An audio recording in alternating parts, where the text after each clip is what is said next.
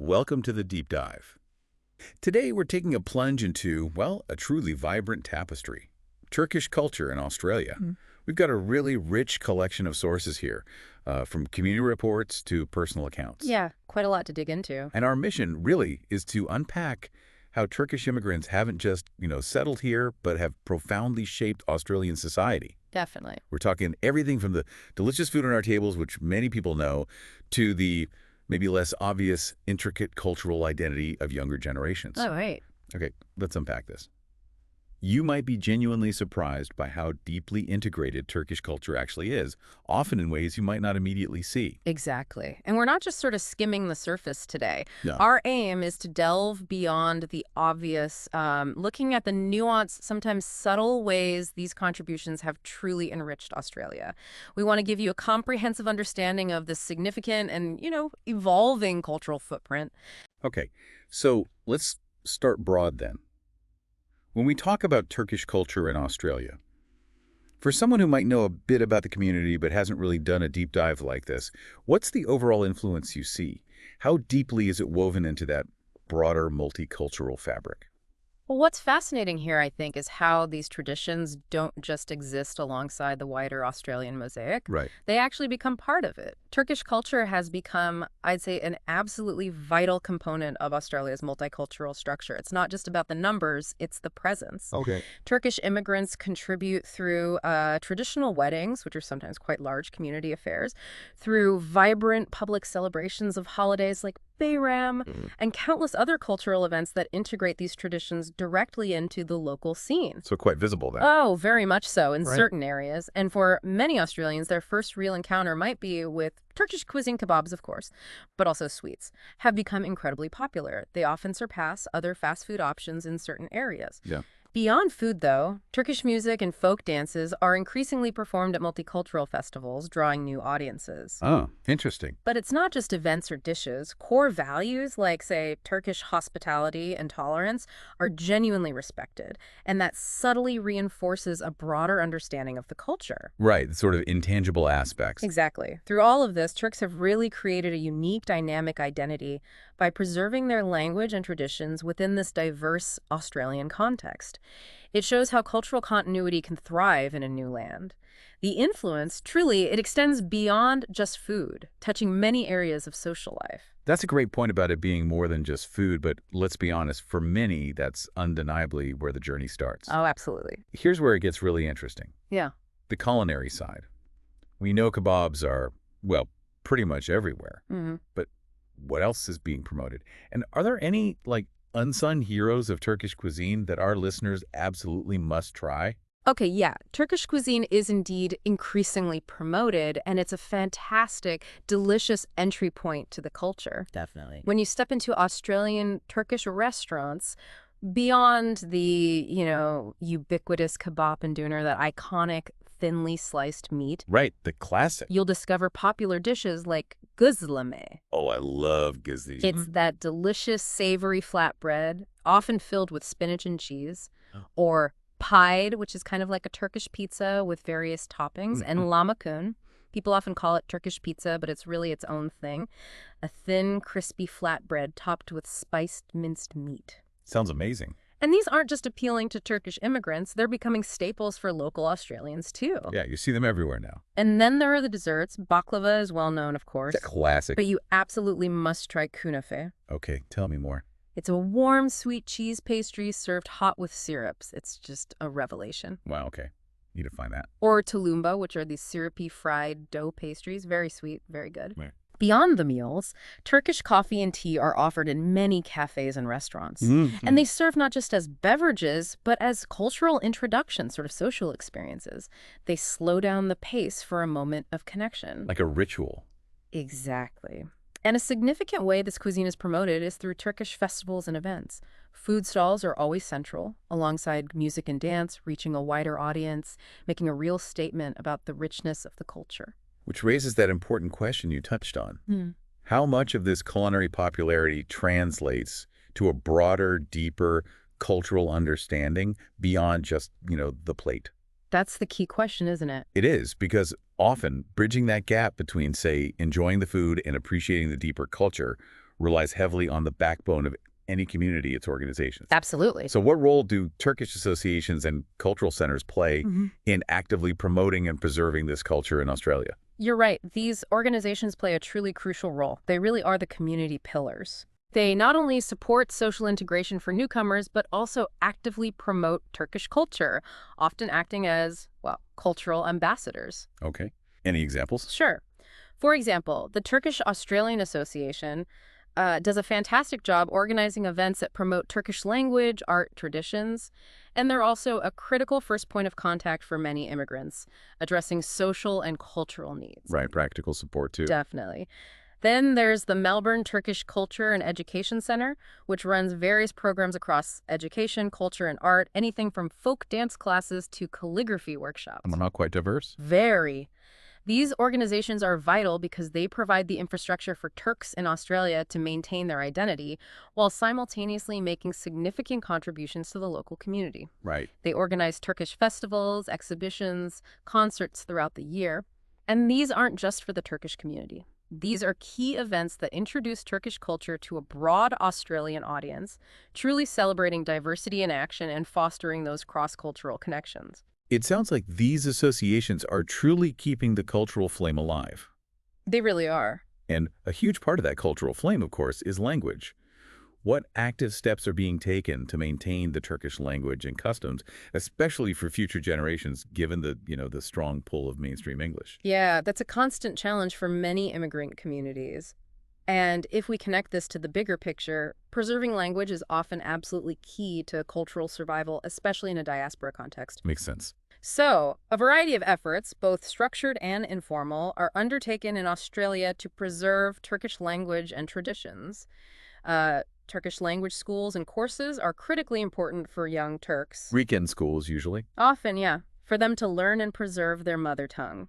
In major cities like Melbourne and Sydney, Turkish communities actively organize these language schools and also cultural events specifically to strengthen those cultural ties, making language learning a kind of communal effort. Furthermore, those Turkish associations and cultural centers we just discussed, they're instrumental in keeping cultural heritage alive through traditional festivals, concerts, exhibitions where Turkish is spoken and celebrated. So it's integrated into the activities. Exactly. Turkish television channels available via satellite or online, and radio broadcasts also serve as important tools for language preservation, bringing the language and cultural content directly into homes, creating a more immersive environment. And perhaps most importantly, families themselves make concerted efforts, teaching their children Turkish traditions and consciously using the language daily. That ensures its continuity at the most fundamental level. It really is a multi-pronged approach then. It has to be. And it's vital because, well, without language, that deep connection to heritage becomes much, much harder to sustain. It's inspiring to see these efforts, and that brings us directly to the youth. How are young Turks in Australia engaging with and sharing their cultural identity? Are they actively carrying the torch, or are they perhaps forging a new one entirely? That's a great way to put it. I think they're absolutely forging a new one while carrying the old, which is what makes their experience so dynamic and interesting. Okay. Young Turks in Australia maintain and share their culture in various, often exciting ways. They do continue to learn and speak Turkish, both within their families, often speaking it at home, even if English is dominant outside and through those language courses we mentioned. Right. They are also incredibly active participants in traditional Turkish festivals, weddings, holidays. They're not just attending, they're often taking on leadership or organizational roles, maybe infusing these events with a more modern sensibility. So adapting traditions, too. Exactly. And a significant aspect of their engagement now is through social media and digital platforms. Oh, of course. They utilize these tools constantly to share and promote Turkish music, food, cultural events, often creating their own content that blends Turkish and Australian elements, that effectively expands their cultural reach far beyond their immediate communities. Yeah, that makes sense. And crucially, they participate in activities at Turkish associations and cultural centers, actively keeping traditional dance, music, and food culture alive, but often, with a contemporary twist. Oh, it's not static. Not at all. These young people are simultaneously integrating into Australian society while actively sustaining, innovating, and introducing their culture to others. They're creating this unique and evolving dual identity. That blend of integration and preservation is truly fascinating. Let's move beyond the daily life for a moment and look at the perhaps less visible but equally impactful contributions in the arts. What's happening with Turkish artists in Australia? How are they contributing to the broader Australian artistic landscape? Yeah, the contributions of Turks to the Australian art scene are really notable, and you see it both in individual achievements and through community organizations. Okay. We see success across visual arts, music, theater, literature by Turkish origin artists. What's particularly compelling, I find, is how some artists choose to focus on migration themes in their works. Right, drawing on their experience. Exactly, using their art to highlight multiculturalism, the immigrant experience, questions of belonging, often offering a perspective that resonates broadly within Australian society. I could imagine. Others blend unique Turkish motifs, maybe traditional patterns, or even techniques from Ottoman miniatures with modern art forms. This draws considerable interest from Australian art circles and creates a new, distinctive aesthetic. A real fusion. Yes. And beyond individual artists, things like folk dances, handicraft exhibitions, music performances at Turkish festivals, these are significant contributions to cultural diversity in themselves. They allow a broader audience to experience the richness of Turkish artistic expression firsthand. Mhm. These events often feature mixed exhibitions and concerts, too, with both Turkish and non-Turkish artists. They're often specifically designed to enhance interaction between communities, enriching not just the artistic output, but also deepening that cross-cultural understanding. This has been incredibly insightful. We've covered food, organizations, language, art. But it makes me wonder, are the contributions, limited to economics in any significant way? Or is there a much broader impact here? So what does this all mean when we look at the bigger picture of Turkish influence in Australia? Right. Well, the contributions of Turks to Australian culture are definitely far from solely economic. In fact, I'd argue they are deeply, profoundly social and cultural. Yeah. Now, it's absolutely true they've made significant economic contributions, establishing countless small businesses, creating employment, particularly within that incredibly vibrant food sector we talked about. So the kebab shops, the restaurants. Exactly. But their social and cultural impact is just as profound, if not more so. Turkish communities have, I think, quite seamlessly integrated their rich cultural heritage with Australia's multicultural framework, enriching the society as a whole. Well, they've used those language schools, cultural associations, mosques, various art events, not only to introduce their culture to their own younger generations, but also actively to other communities, inviting them in. Building bridges. Precisely. Events like public holiday celebrations, gastronomy festivals, art days, they actively foster intercultural dialogue. They help break down barriers and build those bridges. So truly, the contributions of Turks to Australian society are multidimensional. They span far beyond just economic output to create a more diverse, understanding, and interconnected nation.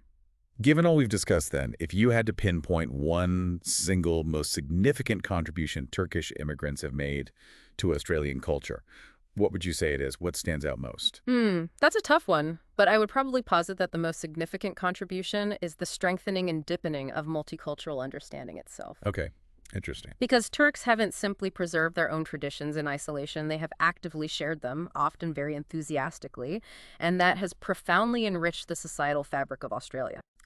This interaction, as we said, began very visibly with food drawing people in. The universal connector. Exactly.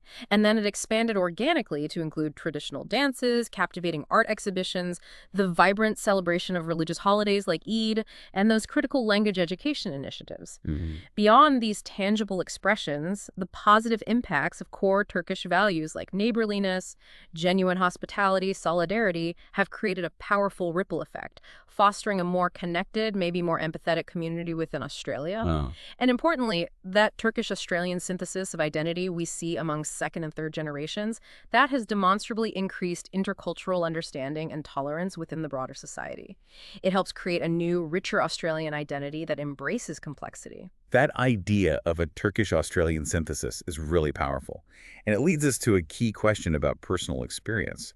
For the young people growing up within this, what are the advantages and challenges for them trying to balance their cultural belonging with their Australian identity?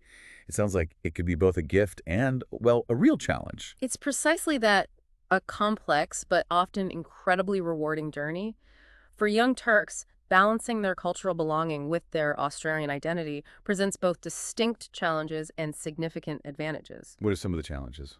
Well, on the challenge side, there can be a real difficulty in finding that equilibrium, sometimes leading to feelings of not fully belonging to either culture, maybe occasional identity crises as they navigate different expectations. Yeah, caught between two worlds sometimes. Sort of. Conflicts can arise from differing values. For example, navigating a more traditional family structure at home, which might emphasize community and family obligations, versus the more individualistic Australian lifestyle they experience outside, at school, or work. Right, that tension. Exactly. However, the advantages are equally significant, I think.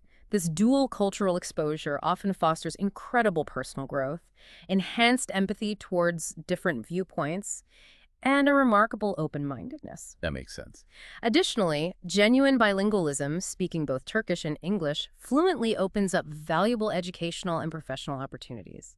It gives them a unique edge in a globalized world. Definitely an asset. Absolutely. Mm. So ultimately, when managed effectively, this dual cultural experience can lead to incredibly versatile social, cultural, and emotional development, truly fostering that new, nuanced Turkish-Australian synthesis we spoke of. And as we wrap up this deep dive, let's bring it back to a vital thread we've discussed quite a bit. Language. For these second and third generations, how critical is the preservation of the Turkish language for their cultural identity moving forward? Is it truly a cornerstone? Oh, Turkish is absolutely a cornerstone of maintaining that immigrant identity. The preservation of the Turkish language among second, third, even fourth generation immigrants is of critical foundational importance for their cultural identity. Why so fundamental?